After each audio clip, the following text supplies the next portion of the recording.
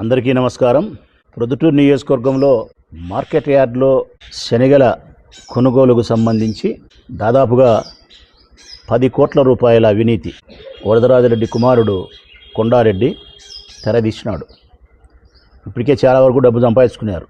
స్వయాన తెలుగుదేశం పార్టీకి సంబంధించిన మాజీ ఇన్ఛార్జి కూడా దీని మీద ఆధారాలు సహా మాట్లాడినారు. వాళ్ళ పార్టీకి సంబంధించిన వాళ్ళే. చాలా పత్రికలు కూడా రాస్తున్నాయి. రాజుపాలెం మండలం, ప్రొద్దుటూరు మండలానికి సంబంధించిన చాలా మంది రైతులు కూడా బాహాటంగా ఈ అవినీతి భాగోతాన్ని, వారికి జరుగుతున్న అన్యాయాన్ని పదే పదే వారి గ్రామాల్లో చర్చించుకుంటామని చెప్తున్నారు. మా పార్టీకి సంబంధించిన 2 మండలాలకు సంబంధించిన నాయకులు రైతులే కదా. మా పార్టీకి సంబంధించిన నాయకులు కూడా రైతులే. ఇప్పుడు బలరాం రెడ్డి ఉన్నాడు, రైతే. పగిడాల గ్రామానికి సంబంధించిన కొరపాడు కొండారెడ్డి, చౌటపల్లె మార్తల ఓబులరెడ్డి, ఇక్కడ కూర్చున్న వాళ్ళంతా రైతులే ఉన్నారు. ఆయన రైతే. ఆయన టంగుటూరు వెంకట సుబ్బారెడ్డి, వీళ్ళంతా రైతులు. ముందు రైతులు, తర్వాత మా పార్టీకి సంబంధించిన నాయకులు. వారు చేసేది వ్యవసాయం. వారు పండించేది ఈ సీజన్లో రాజుపాలెం మండలంలో శనగ పండిస్తారు. ఒక్క రాజుపాలెం మండలంలోనే 14,000 నుంచి 15,000 ఎకరాలు శనగను సాగు చేసినారు. ప్రొద్దుటూరు మండలానికి 5,000 ఎకరాలు సాగు చేసినారు. అంటే దాదాపుగా ఈ నియోజకవర్గంలో 20,000 ఎకరాలు శనగను పండించినారు. వీళ్ళందరూ మాకు పదే చెప్తా ఉన్నారు. నాకు మనం స్పందించాల్సిన అవసరం ఉంది, గట్టిగా దీని మీద పోరాటం చేయాల్సిన బాధ్యత ఉందన్న. రైతులకు అన్యాయం జరుగుతూ ఉంది. తెలుగుదేశం పార్టీ నాయకులు దోపిడీ ఎక్కువైపోయింది. ఈ దోపిడీకి అంత కారణం వరదరాజరెడ్డి గారి కుమారుడు కొండారెడ్డి.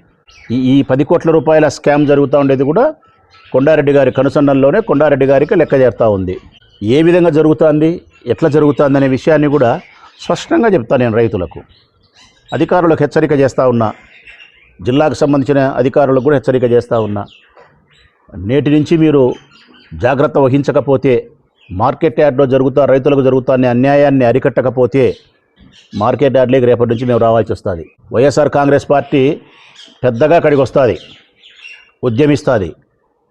మళ్ళీ మీరు పోలీసులు పంపించి మమ్మల్ని అక్కడి నుంచి బయటికి పంపించే ప్రయత్నం చేస్తే ఇక్కడ బెదిరే వాళ్ళు, అదిరే వాళ్ళు ఎవ్వరూ లేరు. మేము బాగా చెప్తున్నాం. ప్రజలకు అన్యాయం జరిగితేనే గట్టిగా స్పందిస్తుంది వైఎస్ఆర్ కాంగ్రెస్ పార్టీ ప్రొద్దుటూరు నియోజకవర్గం రాష్ట్ర వ్యాప్తంగా. ఇక్కడ మొదలు పెట్టుకుంటే ఎక్కడైనా సరే. మరీ రైతులకు అన్యాయం జరిగితే శాశ్వతంగా మమ్మల్ని సంవత్సరాల తరబడి జైల్లో పెట్టినా కూడా రైతుల కోసం అయితే నిలబడతాం. అధికారులకు వినయపూర్వకంగా విజ్ఞప్తి చేస్తూ ఉన్నా, చర్యలు తీసుకోండి. ఈ ప్రొద్దుటూరు నియోజకవర్గంలోని మార్కెట్ యార్డ్లో జరుగుతుండే 10 కోట్ల రూపాయల స్కామ్కు సంబంధించి, అవినీతి భాగవతానికి సంబంధించి, రైతులు జరుగుతున్న అన్యాయ విషయంలో మీరు స్పందించండి. ఈ అవినీతిని అరికట్టండి. వినయపూర్వకంగా విజ్ఞప్తి చేస్తున్నాం. మీరు అరికట్టకపోతే మేము రావాలా? ప్రజాక్షేత్రంలో, ప్రజా జీవితంలో ఉండే ప్రజాప్రతినిధులుగా, నాయకులుగా, ప్రతిపక్ష పార్టీగా మా బాధ్యత. మీ బాధ్యతలు మీరు సక్రమంగా చేయనప్పుడు మా బాధ్యతలు మేము సక్రమంగా చేయాలి కదా. మేము చేస్తాం. మా బాధ్యతలు మేము సక్రమంగా చేసినప్పుడు మీరు పోలీసులు పంపించి మా మీద దౌర్జన్యం చేస్తే కనుక బెదిరేది లేదు. స్పష్టంగా చెప్తానా, బెదిరేది లేదు. మట్టిని నమ్ముకొని, మట్టిని బిసుక్కొని మనందరికి బువ్వ పెట్టే రైతన్న నోట్లో మట్టి కొడతారా మీరు? శనగలకు మద్దతు ధరలు ప్రకటించింది ప్రభుత్వం. ఒక క్వింటాకు వచ్చేసి 100 కేజీల బస్తాకు వచ్చేసి 5,875 రూపాయలు మద్దతు ధర ప్రభుత్వం చెల్లిస్తుంది. 5,875 రూపాయలు. ఈ సిస్టమ్ ఎట్లండి? రాజుపాలెం మండలం కానీ, ప్రొద్దుటూరు మండలంలో కానీ రైతులు ఎవరైతే వ్యవసాయం చేస్తున్నారో వాళ్ళు ఈ క్రాఫ్ విధానం ద్వారా రిజిస్టర్ అవుతుంది. అంటే సంబంధించిన అధికారులు పోయి రాజుపాలెం మండలంలో, ఉదాహరణకు టంగుటూరు గ్రామంలో ఏ రైతు శనగ పంట పండిస్తున్నాడు, ఏ రైతు ఏ పంట పండిస్తున్నాడు, ఎన్ని ఎకరాల్లో పండిస్తున్నాడు, ఈ క్రాప్ చేస్తాడు. రిజిస్టర్ అయిపోతుంది. రిజిస్టర్ అయిన తర్వాత మద్దతు ధర ప్రకటించిన తర్వాత ప్రభుత్వము, ఉదాహరణకు వెంకట సుబ్బారెడ్డి అనే టంగుటూరులో రైతు ఒక 10 ఎకరాలు శనగ పండిస్తే, ఈ క్రాప్ చేస్తే 10 ఎకరాలకు ప్రభుత్వం నిర్ణయిస్తుంది ఎకరాకు ఇన్ని క్వింటాలని. ఉదాహరణకు ఎకరాకు 10 క్వింటాలు అంటే 100 కేజీల బస్తాలు. 10 ఎకరాలకు 100 మూటలు పండుతుందని వాళ్ళ అభిప్రాయం. 100 కంటే ఎక్కువ పండినా కూడా ప్రభుత్వం కొనుగోలు చేయదు. వెంకట సుబ్బారెడ్డి అంతేనా? కొనుగోలు చేయదు. 100 మూటల వరకు వెంకట సుబ్బారెడ్డి రైతు మార్కెట్ యార్డ్కి తీసుకొని పోతే గన ప్రభుత్వము 5,875 రూపాయల చొప్పున క్వింటాకు ఆయన 100 మూటలకు డబ్బులు ఇవ్వాలి. అడుండే దళారులు ఎవరు? ప్రభుత్వానికి ఇటు రైతులకు మధ్యలో కొనుగోలు చేసి ప్రభుత్వానికి ఇస్తే ప్రభుత్వం వాళ్ళ అకౌంట్లో డబ్బులు వేస్తుంది. ఆ దళారులు ఎవరు? సుధాకర్ అంట, రసూలు అంట. ఎవరు సుధాకర్, రసూలు? పొద్దున లేచడానికి వరదరాయుడికి భజన చేసే మనుషులు.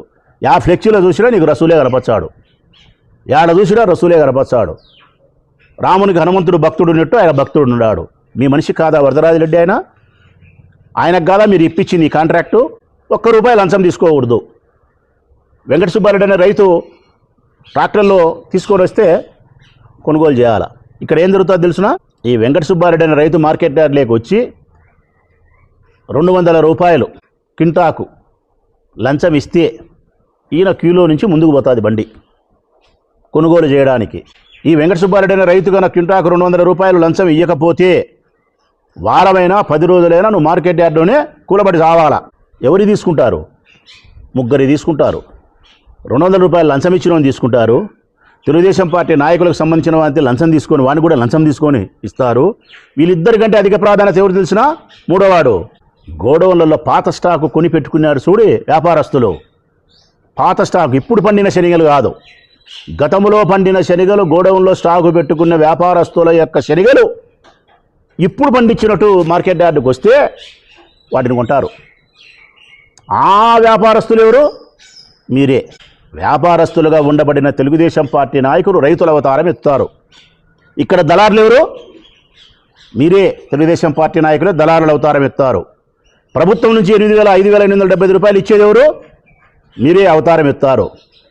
ప్రభుత్వం మీరే, దళారులు మీరే, రైతులు మీరే, వ్యాపారులు మీరే. గోడౌన్ నుంచి వచ్చిన పాత స్టాకు కొంటారా? ₹45, 200 కాదు, మేము ₹45 అది లేబర్ ఛార్జ్ అన్నారు, అమాలీలకు అన్నారు. ₹45 లేబర్ ఛార్జ్ అమాలీలు అనేది కూడా వాస్తవానికైతే మీరు తగలకూడదు, వాళ్ళ అకౌంట్లో డబ్బు పడాలా. తీసుకుంటున్నారు. 200 దేనికన్నా? 200 దేనికన్నా? ఇంతకుముందు గతంలో అయితే 1 క్వింటా శనగలు తూకానికి ఎత్తేవాళ్ళు, ఒక దాంట్లోనే పెట్టి మూటలో 100 కేజీలు. ఇప్పుడు దరిద్రం, సుఖానికి అలవాటు పడి 100 కేజీలు బస్తా ఎత్తే మగోడు లేడు, లేక 50 కేజీలు బస్తా ఎత్తి తూకానికి పెడుతున్నారు. ఏమంతేనా బలరాం రెడ్డి? అంతే. ఇంతకుముందు 100 కేజీలు బస్తా పెడతాను, ఇప్పుడు 50 కేజీలు బస్తా. 50 కేజీల బస్తా తూకానికి ఎత్తితే అది 600 గ్రాములు వస్తుంది. 600 గ్రాములు సంచి తూకం, అంతేనా?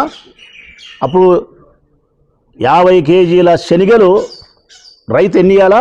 50 కేజీల 60 గ్రాములు ఇవ్వాల శనగలు. వీళ్ళు ఎంత తీసుకుంటున్నారు తెలుసునా? 51 కేజీ 600 గ్రాములు, 53 కేజీలు తీసుకుంటున్నారు. అంటే 2.5 కేజీ ఎక్కువ శనగలు, 53 తీసుకొని మళ్ళీ సంచి తూకం కూడా అంటే 600 అంట. అంటే ఒక 50 కేజీల బస్తా మీద 3 కేజీలు కొడుతున్నారు. 100 కేజీల మీద 6 కేజీలు కొడుతున్నారు. 100 కేజీల మీద 6 కేజీలు అంటే కనుక ప్రభుత్వం ఇచ్చిన మద్దతు ధర ₹58.75 కేజీ. 6 కేజీలు ఇంటూ ₹60, ₹360 కొడుతున్నారు. ₹360 ప్లస్ ₹200, ₹560. ఒక్క 100 కేజీల బస్తా మీద ₹560 కొడితే ఒక బలరామరెడ్డి అనే రైతు 100 మూటలు తీసుకొని పోతే 10 ఎకరాలు, 100 మూటలు ఇంటూ 560 ఎంత? 5,056,000 నష్టం వస్తుంది. బలరామరెడ్డికి చెందాల్సినటువంటి ₹56,000 మీరు లంచం తీసుకుంటే ఏమిరా ఈ అన్యాయం? మేము చెప్పేది అబద్ధమా? రైతులు వాళ్ళు. ఇది మీరు చేస్తా అంటే స్పష్టమైనటువంటి మోసం. ఎన్ని ఎకరాలు పండించినారు రాజుపాలెం ప్రొద్దుటూరు అంటే? ప్రొద్దుటూరు మండలంలో 5,000 ఎకరాలు పండించినారు. బొల్లవరం కానీ, చౌడూరు కానీ, కాకరేనపల్లె కానీ ఇవి. రాజుపాలెం మండలం అయితే తీర్మానంగా 15,000 ఎకరాలు పండించినారు. పొట్టిపాడు, చిన్నచెట్టుపల్లె, టంగుటూరు, గాజగూడూరు, కూలూరు, కుర్రపాడు ఇవన్నీ శనగ పండించినారు. దేవుని దేవల్ల ఈసారి ఎకరాకు 14 మూటలు కూడా పండినాయి. మరి 20,000 ఎకరాలకు సరాసరి 12 మూటలు వేసుకుంటే, ఎకరాకు 12 మూటలు వేసుకుంటే 20,000 ఎకరాలు పండించినారు. మేమంతా లెక్కాచారాలతోనే మాట్లాడుతున్నాం, ఉజ్జాయింపుగా మాట్లాడలే. రికార్డు వ్యవసాయ అధికారుల ద్వారా అన్నీ తీసుకునే మాట్లాడుతున్నాం. 2,40,000 మూటలు వీళ్ళు పండించినది. 2,40,000 మూటలు. 2,40,000 మూటలు ఇంటూ ₹560. 560 అంటే దాదాపుగా 13 కోట్ల రూపాయల అవినీతి. ఇంకా నేను తిక్కనా కొడుకుని 10 కోట్లే చెప్పినా. రేపటి నుంచి మీరు కట్టడి చేయకపోతే తప్పనిసరిగా నేను మార్కెట్ యార్డ్లోకి వస్తా. వైఎస్ఆర్ కాంగ్రెస్ పార్టీ ఆనే కూర్చుంటాం, తూకాల కాడ కూర్చుంటాం, అన్ని చోట్ల కూర్చుంటాం. పోలీసులు కూడా చెప్తా ఉన్నాను నేను వినయంగా. తెలుగుదేశం పార్టీ చెప్పిందని ఎప్పటికీ మార్కెట్ యార్డ్లోకి వచ్చి మమ్మల్ని బయటికి పంపించే పరిస్థితి వస్తే పరిస్థితులు గట్టిగానే ఉంటాయి. మీరు అనుకున్నట్టు పరిస్థితులు ఉండవు. అది జరగకూడదు, మేము రాకూడదు అంటే కనుక రైతులకు మేలు చేయండి, అన్యాయాన్ని నిలువరించండి, దోపిడీ వ్యవస్థను అరికట్టండి. ఏమో పైన మీరే ప్రభుత్వము, కింద దళారులు మీ వాళ్ళే, రసూలంట ఇంకోరంట, వ్యాపారస్తుల పేరుతో మీరే వచ్చారు, రైతుల పేరుతో మీరే వచ్చారు. ఎన్ని అవతారాలు కాల్చిన అవతారాలు ఎత్తి 15 కోట్ల రూపాయలు ఈ ప్రొద్దుటూరు నియోజకవర్గానికి సంబంధించిన రైతుల యొక్క శ్రమను దోపిడీ చేసింది వరదరాజిరెడ్డి కుమారుడు వరదరాజిరెడ్డి. హెచ్చరిక అధికారులకు, దీన్ని నియంత్రించకపోతే మార్కెట్ యార్డ్లకి మేము వస్తాం.